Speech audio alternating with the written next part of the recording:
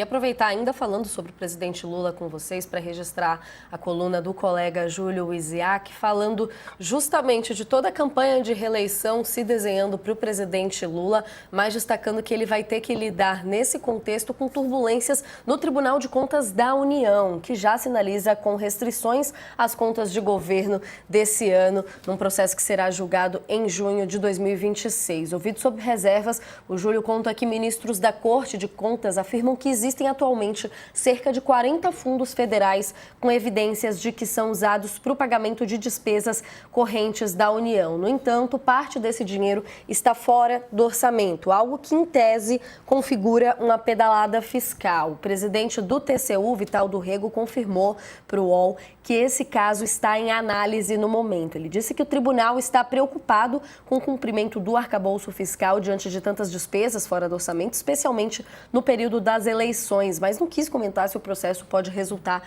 na reprovação das contas de Lula, algo que pode abrir espaço para um processo de impeachment pelo Congresso, como aconteceu com a ex-presidente Dilma lá em 2016. Professor Hilton, explica para a gente aqui do que se trata e quais são os riscos colocados, trazidos nessa apuração do Júlio ao presidente. Isso sempre acontece, viu? Todo governo tem algum tipo de pedalada, né, como ficou apelidado. Também entra aquela história da contabilidade criativa, né, de questões que não deveriam ser contabilizadas de uma forma e é contabilizado de outra. Mas, resumindo, trata-se de uma adequação ali do orçamento de forma a esconder um pouco, não é ilegal, né? É uma forma de esconder um pouco de onde vem para onde vai. Quando eu digo esconder, parece muito mais negativo do que realmente é. O problema é que entra na história da pedalada. O problema é que, por mais que nesse momento pareça ali dentro da lei, porque você tem recursos que possibilitam, né, essas manobras de recursos de dinheiro, né, dinheiro público, depois a prestação de contas pode não ser adequada. A prestação de contas pode tentar, aí sim, dizer que era mais necessário um valor determinado para uma área, então por isso tirou de outra. Ou um recurso que não deveria ser utilizado por questões legais, não pode ser utilizado para um fim, por algum motivo foi utilizado usando ali uma desculpa qualquer, né? Pode ser, por exemplo, a questão de enchentes numa determinada região do país, então teve ali uma movimentação emergencial, aí você consegue até justificar. Tem outras coisas que não dá para justificar.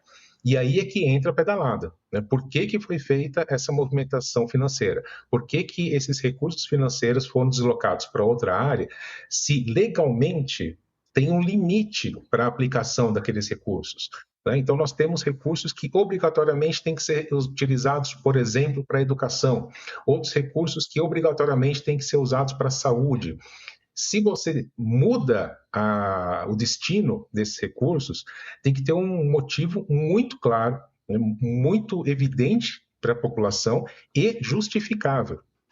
Então, tem questões que são difíceis da gente entender por que acontece, mas está dentro de uma lei, mas na prestação de contas a gente percebe que, opa, não foi bem assim, né? Utilizou-se ali um recurso, né, legal para fazer a movimentação financeira, mas o TCU, que é o Tribunal de Contas da União, pode questionar, né?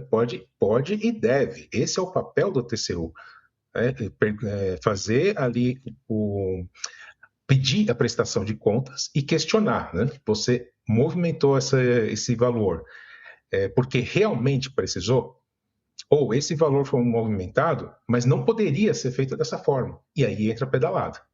É muito difícil da gente entender no nosso dia a dia, né? É uma questão mais ali que tem que traduzir, e aí na política acaba virando pedalada, contabilidade criativa, que é um jeito fácil de dizer que o recurso financeiro não foi devidamente utilizado, né? Acaba resumindo nessa história.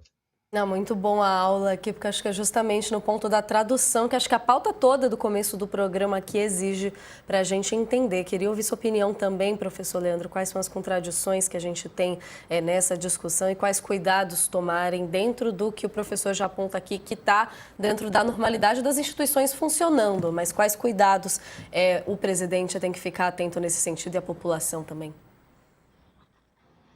Perfeito, Natália. Acho que o professor Hilton descreveu muito bem o funcionamento. Só queria lembrar uma questão importante aí, que o Tribunal de Contas, duas coisas, né? Apesar de ele chamar tribunal, ele não tem nada a ver com o Poder Judiciário, só tem esse nome emprestado aí do jargão jurídico. Na verdade, ele é um órgão assessor do Poder Legislativo. E aí é que está a grande questão, né? O Tribunal de Contas, ele emite os pareceres, ele pode até desfazer recomendações, dizendo, olha, essas contas aí estão um pouquinho estranhas, estão um pouquinho maquiadas, estão um pouquinho criativas demais, aí para emprestar a expressão que o professor Hilton também lembrou. A grande questão é que ele não tem um poder de decisão sobre determinadas coisas. Ele pode dizer, olha, está desaprovado, está aprovado com ressalva. Agora, quem de fato tem um poder decisório de alguma forma, impor alguma sanção ao governo, ao presidente da República, é o Congresso Nacional. E aí é por isso que isso traz uma ferramenta importante para impeachment, quando o Congresso está indisposto com relação ao executivo. E aí a gente volta à nossa questão anterior, quando a gente está falando aí de abrir cofre de emendas, quando a gente está falando aí de troca de favores entre os poderes, etc. e tal, isso tem tudo a ver com o fato de que o governo não quer criar uma mega crise com o legislativo, não quer interromper canais de negociação. Você também lembrou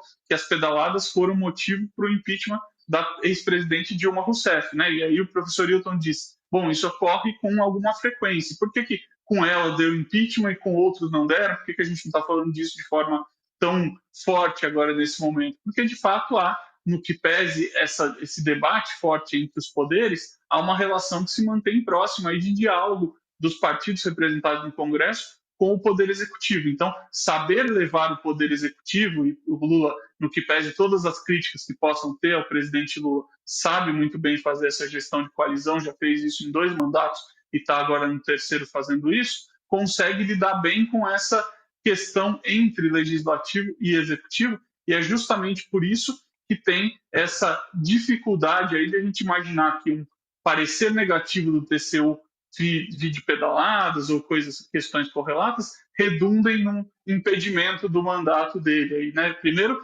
porque isso não aconteceria nesse momento, a gente está muito próximo das eleições. Segundo, porque é exatamente essa dinâmica de emendas parlamentares, tudo que garante a continuidade de um bom relacionamento entre as duas faces do governo aí. Então, é importante a gente lembrar sempre que, no que pese as instituições funcionarem, o Tribunal de Contas fazer suas recomendações, a palavra final é do Congresso Nacional. E é por isso que essa relação com os presidentes das casas, com os partidos, com o colégio de líderes, é tão importante e precisa ser bem feita, senão, de fato, acaba em impeachment, como já acabou 2 vezes, não é um saldo muito positivo que a gente tem, e a gente precisa sempre olhar com lupa essa questão, porque as pedaladas vão existir, como bem pontuou o professor Hilton. As consequências dessas pedaladas é que a gente tem que examinar de acordo com cada presidente, de acordo com cada composição do Congresso e como que eles estão se relacionando aí.